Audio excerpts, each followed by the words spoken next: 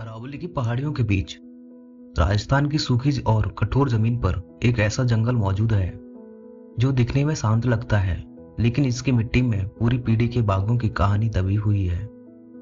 इस जंगल का नाम है सरिस्का टाइगर रिजर्व। यह राजस्थान के अलवर जिले में है और यह अरावली पर्वत का हिस्सा है। लगभग 1200 वर्ग किलोमीटर में फैला हुआ यह क्षेत्र कोई घना हरा भरा जंगल नहीं है, बल्कि एक कठोर लेकिन संतुलित इकोसिस्टम है। यहाँ बाघों का जीवित रहना हमेशा एक चुनौती रहा है। एक समय था जब सरिस्का राजस्थान के सबसे सुरक्षित जंगलों में गिना जाता था, लेकिन सन 1990 के बाद अवैध शिकार बढ़ने लगा। बाघों की खाल, हड्डियां और अंगों को इंटरनेशनल मार्केट में बेचा जाने लगा।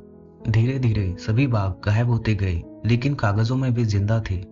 सन 2004 में जब वैज्ञानिक और अधिकारियों ने गंभीर जांच की, तो सामने आया एक डरावना सच।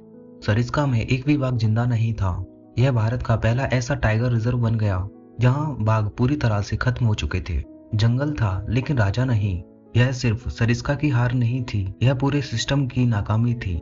फिर एक नया फैसला हुआ, बाघों की वापसी की जाए और सरिस्का को दोबारा बसाया जाए। सन 2008 में मध्य प्रदेश के रणथंभौर टाइगर रिजर्व से स्वस्थ बाघों को सरिस्का लाया गया।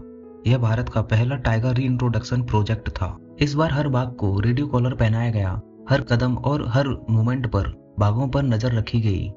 इन बाघों के लिए सरिस्का एकदम से एक नया जंगल होने की वजह से इन्हें शिकार ढूंढने और अपनी सीमाएं तय करने में वक्त लगा। लेकिन कुछ ही समय के बाद सरिस्का से एक अच्छी खबर आई। एक मादा बाघ ने कुछ नन्हे शावकों को जन्म दिया। यह संकेत था कि बाघों ने सरिस्का जंगल को स्वीकार कर लिया है। एक ऐसा जंगल जो पूरी तरह से खाली हो चुका था, अब फिर से जीवन भर रहा था। आज के समय में सरिस्का में लगभग 25 से 30 बाघ शावकों सहित पाए जाते हैं।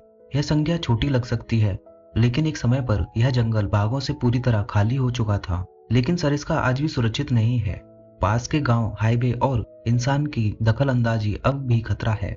लेकिन फर्क इतना है, अब हर बाघ पर नजर रखी जाती है और गलतियों से सीखा जा चुका है। सरिस्का सिर्फ एक जंगल नहीं है, यह एक चेतावनी है और एक उम्मीद भी। अगर जंगल बचेंगे तो बाघ बचेंगे।